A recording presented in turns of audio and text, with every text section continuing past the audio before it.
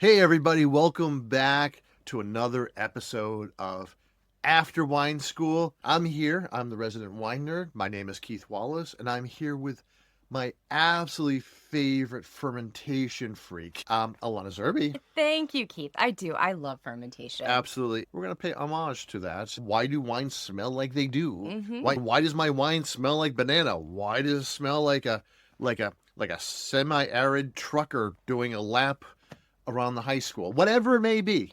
Why does my wine smell like that? Yeast. Everything yeast today. So this podcast is really exciting because I know there's a lot here to dive into. But basically, I know that yeast is a single-celled organism. Absolutely. Okay. It's a member of the fungi family. Correct. Okay. Its main job in making wine is to digest. Yes. I typically say convert, but I've learned that it's more appropriate to describe the process as digesting grape sugars. Absolutely. Yes. That then changes them into alcohol. Absolutely. So that's the main role. And then finally, I have practiced my pronunciation. Yes, you have. Our main yeast that we use in winemaking is Saccharomyces cerevisiae. Well, you said that far better than anybody does. Yeah. Thank you. We have a shorthand. It's awful, but we usually call it sac. Oh, I wish I had known. Yeah. So, So, like, if you ever hear a winemaker saying that they just pitched the sack, as gross as that sounds, it is actually they're just talking about adding yeast to the wine. Okay. And it's 100% true. That is the workhorse. There are thousands of different variations of Saccharomyces. All the flavors we get are contributed to that yeast, the sac yeast. But there is actually more though that are out there. Like there's a lot of non-sac yeast out there. Lots of them. Actually, there's like tens of thousands of them. And they're the supporting cast in fermentation oftentimes. We just actively fight them to make sure they don't exist. But for the most part, they're going to be beneficial in some way. Some bring complexity. Some actually just bring pure chaos, like pure, utter chaos to your fermentation. And then there's others that, that bring a little bit of both, complexity and chaos, which is kind of like me. Yes. Yeah, sadly. And I should say, I do also know one more thing. A lot of these wonderful fruit aromas that I'm a big fan of in wine can be attributed to yeast. Oh, all of them are. And that's the beautiful thing. These fungi, they're consuming fructose and other compounds. And what ends up primarily is ethyl alcohol. How amazing is that, right? But they also, at the same time, producing these compounds, they're also producing esters as well. They are contributing to actually the best parts of wine. It's the booze, but it's also the fruit flavors. So when you taste pear or peaches or apricot or some weird banana note or any other weird thing that I could think of, those are esters, baby. Yeah. Okay. Yeah. So we've got our fruit notes. And I have done a little bit of research, and I didn't know this, but your yeast also adds to mouthfeel, texture, finish, but also that a lot of researchers now believe that just the whole concept of terroir can be summed up by yeast. Oh, yeah. I don't like talking about anything unless there's a research paper, which is kind of fun. I know, yeah. And so these have been coming out for the last few years. And in fact, when I started running our advanced terroir program for our advanced sommelier and master sommelier students, the entire class was on that one subject. It is one of the core elements. Yeah, it's all the bacterias and yeast and fungi that are actually on the grapes themselves in the vineyard when you bring them in. And if you ferment them naturally, that's terroir. This is one of those pieces of the puzzle when people talk about terroir. They're not really thinking about bugs, but in the wine, we do. Could you call it a biodome? Oh, of course. It is a biodome. It is a biodome. Like, a whole winery. Now, the thing is, though, a lot of wineries are not going to allow that terroir to exist, so they have their own yeast they can inoculate. But yeah, absolutely. There's an entire world out there. Fascinating. Okay, so we've learned a little bit about the role of yeast in wine. Let's talk about wines that are really defined by the use of yeast. These are two examples of how yeast not just ferment and bring in esters and alcohol, but that actually even another kind of yeast actually starts to form on the top. These are the Terroir region of France, and then also this style happens actually sherry in Spain. These two styles form a yeast veil on top. These living yeasts absorb all the oxygen. Because the yeast also absorb oxygen, by the way. They're pulling in oxygen to create chemical reactions that will break down and recreate compounds in the wine. And so with these two styles, both sherry and Vinjon, they're actually taking whatever air is in the barrel and converting it into flavor compounds that are very, very unique. So if you think about like almond and walnut and caramel flavors and all these really crazy, lovely flavors that are unlike in any other wine. So if you ever want to try something really, really cool, like a Vinjon is amazing. Completely different flavor profile and a completely different yeast flavor profile.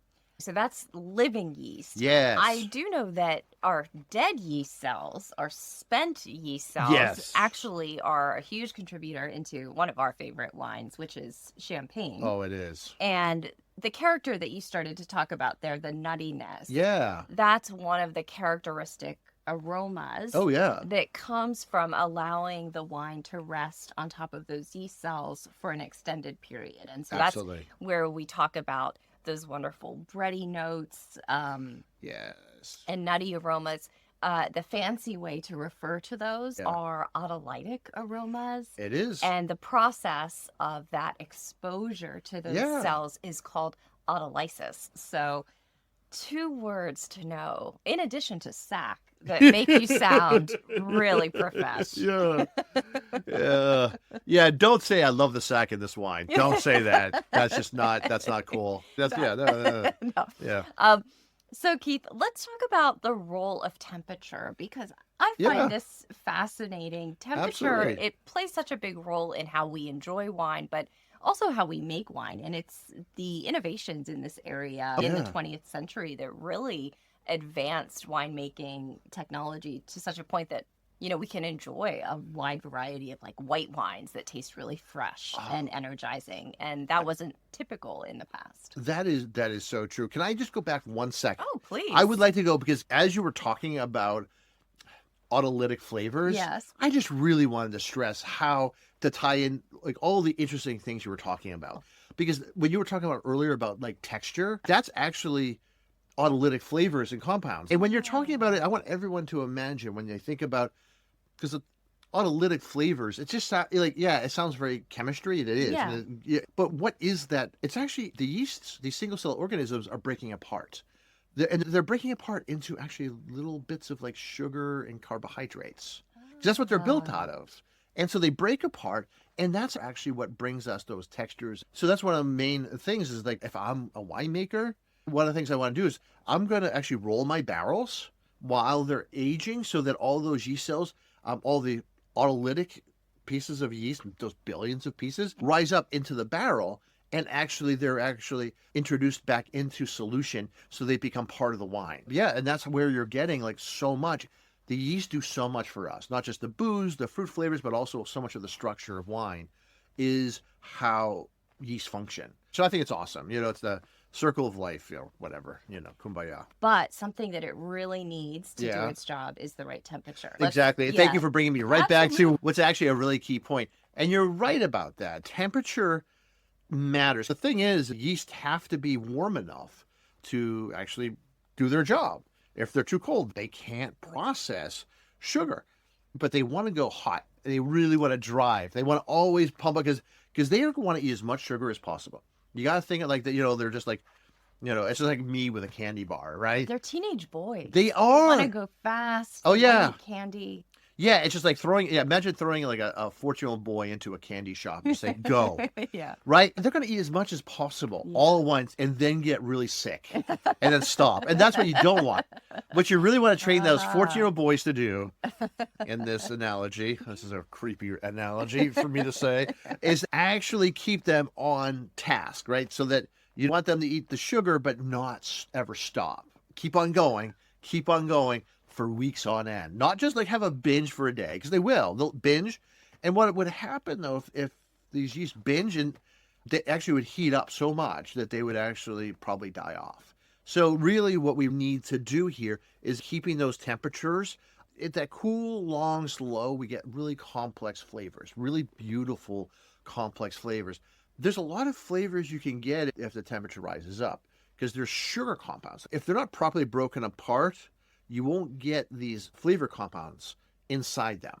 So they're called glycoside bonds, and they're sugars that in the center of them is a little flavor compound. So what you need is heat. So your yeast will be so enraptured, so rage filled, right, that they're going to go after these and just rip them apart. And so you need to go over 80 degrees usually to do that. So when it's a low temperature fermentation, that's a slow fermentation. Yes. And then the temperature rises, that it becomes more active and dynamic. It okay. speeds them up. They start doing some crazy stuff. Yep. It's kind of like, I guess like, throwing in some cocaine into that candy store, basically. Got it. They start going crazy. So temperature is controlling how the fermentation works. And so I sort of had thought of it as you're dialing up flavors or dialing down. But as you're talking, I'm getting more of a vision of like a sea captain at the helm, kind of riding the waves of this really dynamic process. Yeah. And it's not so mechanical. Yeah, that's a very intuitive way of talking about, because you're right. We're talking about hundreds of gallons inside these tanks. And fermentation isn't static. It's swirling around like an ocean. Mm-hmm. It's this fluid dynamic. It's moving around. It's actually moving around rather fast and moving in many different directions that you really can't foretell. Like you can't know what's going to happen at what point. It's this pure chaos of millions of different yeasts eating and producing, and it's an ecosystem at this stage. It's self-contained. It's doing a lot of complex things. So trying to slow it down or speed it up, it is like navigating a massive ship. So you turn a little bit at a time, and you kind of have to know even before it gets too hot that you know it's going to get too hot. You might need to know like 3 or 4 hours ahead of time so you can slowly adjust your temperature, slowly adjust. And what a lot of new professional winemakers do, they overcalculate. Mm-hmm. They're trying to stop something from happening right away. It's getting too hot, so they throw the temperatures really far down, and then the whole fermentation just goes too cold and may even stop. You might even have a stuck fermentation. Yeah, you do have to be a captain, thinking long ahead about what's going to be needed to get to where you want to go. Oh, that's fascinating. Yeah, it's not like riding a bike or like a car where you can just turn. Nope. So you're controlling the temperature. Yeah. You're also doing other processes to stress these guys out a little bit too, right? Oh, that's a good point. Because the truth is, I must say that I do love fermentation. Like one of my, I would always say that if if I had a choice between hanging out with my fermenting wine or go to a dinner party, I'll always hang out with my wine. Yeah, it sounds strange, but I've seen it. You develop a relationship. Oh, yeah. With the yeast colony and your wine. And you've also pointed out to me, and this has really driven it home, is when we're at the school and a student comes in to do a punch down or take a reading, you will sometimes comment to me like, oh, the yeast really like that person. And you can actually hear it. And like, it gets hot. There's movement. Yes. I have seen you at some dinner parties recently, and yes, I have no trouble imagining it. I'd much rather be with your yeast than some dinner guests. That's true, but it's because there is actually a relationship. There is, and it's very funny. You can tell because you actually like temperatures go up. Like there's more activity with certain people. When I have a student like that, like they have the touch. No, it's something that you build. It's something you have. And there are people where fermentations just go really well. And I happen to be one of those people. Like fermentations always go well near me. Yeah. But, that is something that is, whyever that is, I do not know. It's very possible it's because I've been around winemaking for my entire adult life. Mm-hmm. And so therefore my biodome is fully compatible with winemaking. I may be more wine than person at this stage. Mm-hmm. Like maybe the bugs driving my brain are actually, in fact, all a bunch of cerevisiae yeasts. Dictating everything I do. You might be an alien from planet Cerevisiae. That might be where you come from. I would love this. This would be absolutely fantastic. My dream. Oh, my dude. My people come take me home. But tell me, you don't just babysit these guys. You stress them out a little bit. What do you do? Let's give it. Yeah. So and here's the truth is that you also, like, being a good parent doesn't mean you're just, like, give them everything they want. No, you're actually curbing them. You are curbing temperature, like, because they desperately want to go hot. force them to be cold, cooler, cooler, cooler. But you're also stressing them out in other ways. Like sometimes just like not enough nutrients, withhold nutrients, not enough necessarily enough nitrogen. And what it does is it's forcing your yeast colonies to find other ways to break compounds down. And this really is helpful, like midway through fermentation. They're trying to process other compounds. And what you're going to end up having is more complex flavors, including some sulfur compounds. Now, stressing your fermentation is dangerous. But if you do it right, you're actually creating more complex flavors, more terroir, quote unquote, flavors that people would think is terroir, but it's just really winemaking technique about bringing like earthy or funkier notes into your wine, which layered below your deep dark fruit, which you got from a healthy fermentation.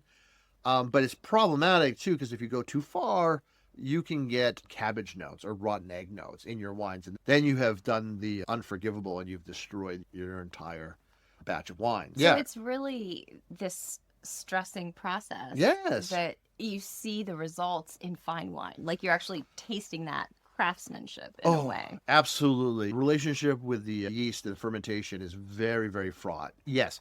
Yeah, and like you're like, yeah, so like, yeah, do you want your 15, 14-year-old boys to like get everything? No, you want to stress them out a little bit. No, of course, you could be creating like, like a world's next senator or serial killer. Who knows, Yeah. Too much stress, is not great for kids or yeast, but just the right amount is perfect. One of the things that winemakers fear the most, and I've never asked you this, Yeah. I'm curious. Okay. Are stuck fermentations? Have you experienced a stuck fermentation? Yeah, unfortunately, this happens to everybody. We don't like to admit it. So what's a stuck fermentation, first of all? It's actually where your fermentation stops and it's not fully fermented yet. And the reason it's embarrassing is because you just did something stupid. Like, you actually basically, like, you think about that whole world within those tanks, right? It's a whole self-contained world. Something that you did or didn't do has made it actually fall, like basically die off. Like all the creatures have died. The world has stopped spinning, and that's your fault. All your people are dead. Everything's gone.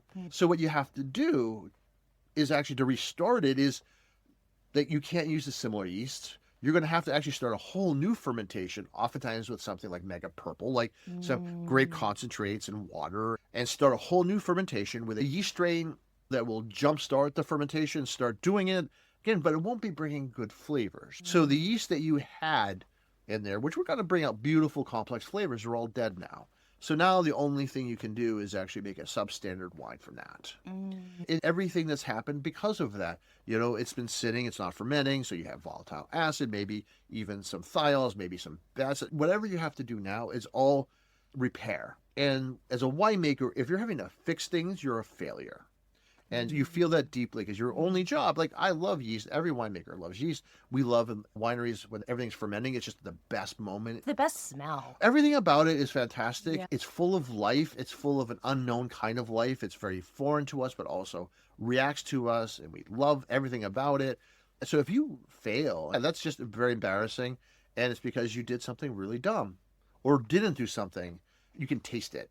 Like you can taste the failure because it doesn't have any complexity. You could even probably taste whatever manipulations they were trying to do to hide it. I've had wines like that. You look at it like, who's the winemaker here? And I'm like, yeah, they've lost my respect. So yeah, no, it's sad. It's a hard thing. It only happened to me once. And unfortunately, it wasn't too big of a batch. But yeah, it was very early on. And I tried to force it a little too much, actually. It was, at first it was a little too cold, and I tried to go too hot, and it peaked and died, and that was tough. Well, thank you for sharing. Oh, yeah. Let's talk about wild yeast. So I know that you pull up a text sheet to see how a wine was made, and increasingly it'll list native yeast or ambient yeast as the type of yeast used. So I know that this is naturally occurring. This is on the grapes themselves, in the winery. So you're not using a cultured yeast. Correct. You're using what is just naturally occurring. Usually in winemaking, when your grapes come in, you bring them in, whether you crush them or just whole berry right in. And, at the same time, you're adding a little bit of SO2, which is naturally occurring in wine anyways, but it's going to kill all that bacteria. All of those yeast are native. And then so you can add your own. And then why we do that is because we have books. We have isolated thousands of different wine yeast from around the world, and they each have their own specific use cases. Like if I'm making Cabernet and Napa, I'm going to use, there's like 3 different yeasts I like to use. If I'm making Grenache, there's another yeast I like to use. If I'm making a Red Zin, there's like 5 I love. The wine's too high alcohol, or if the fruit is a little weird, I have other ones I'll use. But if you're not doing that, and you're allowing to all these, like basically allow terroir come in, and all these, most of these, they're going to be non-sac yeast, and there'll be some sac yeast in there as well. Okay. Now, that's coming off the fruit, but you also have yeast in the winery itself. So one of the things that happens is you have entire colonies of yeast developing over the years that wineries been using not native yeast, but actually standard yeasts. Okay. So you end up having your own yeast colonies that derive from these other yeasts. And so these now are your quote unquote native yeasts in your winery itself. So you'll have some coming in on the fruit, and then you'll have some from the winery itself. And these are both going to have play in your wine.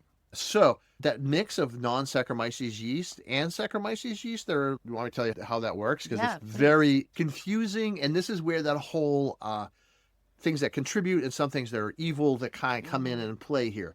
So your cerevisiae yeast, let's just call them your wine yeasts, they're pretty standoffish in the beginning. If you're not creating a batch ahead of time and then dumping in like a large volume of your selected yeast in, if wild yeast are in there, those cerevisiae yeast, those wine yeast, they're just going to take a back seat for a while. They're not going to be really active. The yeast that are active in the beginning are all these wild non-sac yeasts, and they start eating the sugars like crazy. And they're interesting because they're going to bring out way different flavors than Saccharomyces yeast. You just don't know what they are.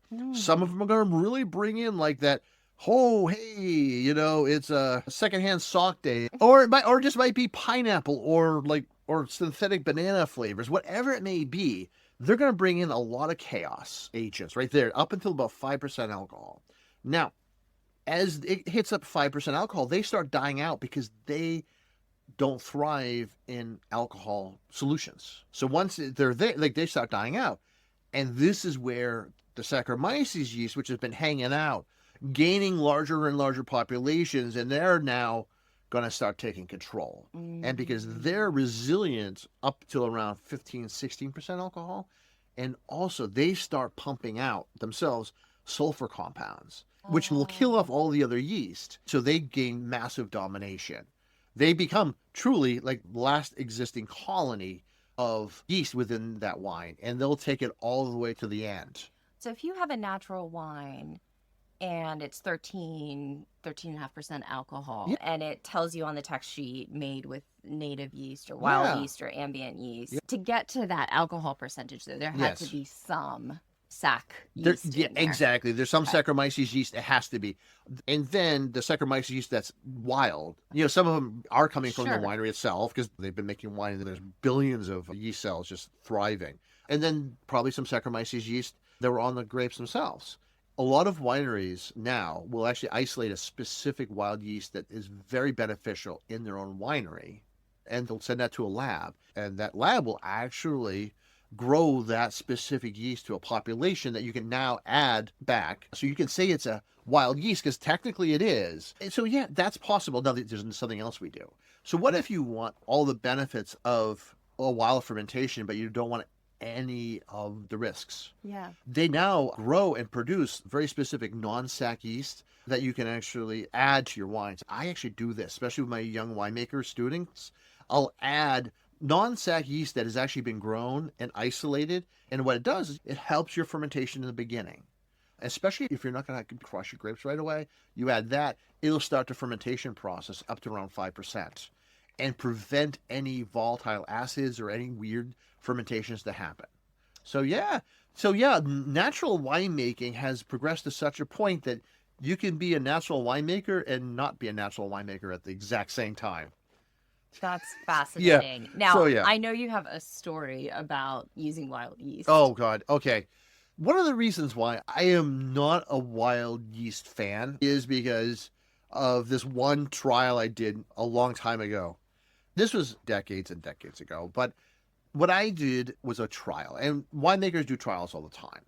Whenever you want to do one small change, you do a trial, and we do them in carboys. And carboys, like picture like a milk jug, 30 gallons or 50 gallons. So massive glass with a small opening at the top. Now, these are perfect for doing trials because you can see what's happening. So what I did was I had my harvest guys say, hey, pull me some grapes off one of our lesser blocks that we don't really need. And I'm going to do 100 pounds on just native ferments. And I crushed them, put them in, and just did a trial. And for this one specifically, I did it off skins. I just want a simple little fermentation. Now, as it's going through, it's going fine. And then I start noticing, like day 4, day 5, as the wine, it actually spins around like normal, but then it starts slowing down. Is the fermentation slowing down? No. I kind of shook it, and as it moved, it's like gelatinous. And now, mind you, I was not trying too hard to make a clean wine. I think there was some dirt that was on the grapes because they weren't really trying hard to get perfect grapes. And it was so nasty. We couldn't get it out because it was so thick. I just walloped it, cracked it so I could drain it out. And it was just disgusting. I mean, it smelled so nasty. But yeah, that can happen. I do want to talk about, since we're on the topic of yeast, this is quite rare. Oh, Brett. Yeah. Brett. Good old Brett. So I often describe this to my students as a horse blanket smell. Yep. If you've had sour beer, you're familiar with it. Other common notes, leather, mushrooms, cloves, smoke, Band-Aid, barnyard. There are some wines that have a Brettanomyces character. They do. Now they're getting fewer and fewer. Sure. Because and let me stress this. This is not typical. Okay. And Brettanomyces in very few wineries and very few areas play with it because it's dangerous. This bacteria, and just before we start, some brewers actually love using Brettanomyces. They have those Brett flavors. But you can never make beers like that in a winery. And in fact, when I was in California, I was told I could never go to Russian River Brewery because the chance of actually bringing in this Brettanomyces back to the winery was so great they could bring on your shoes or that. So you stay far, far, far away from it. It's this dangerous because it gets everywhere. And once you have an infection, you can never get rid of it. It doesn't matter how clean you are. The most famous version of this is a really, really important winery historically in Napa, Buehler Vineyards, BV. One of their original wineries actually got infected with Brettanomyces so badly that they had to basically burn it down and rebuild because there was just no other way of getting rid of it.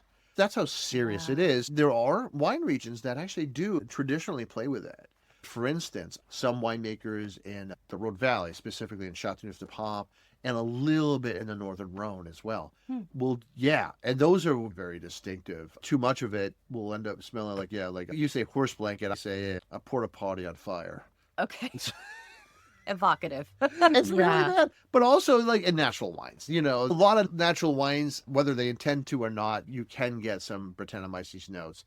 But honestly, when that happens, that's usually not intentional. That's still dirty winemaking or not sterile enough winemaking.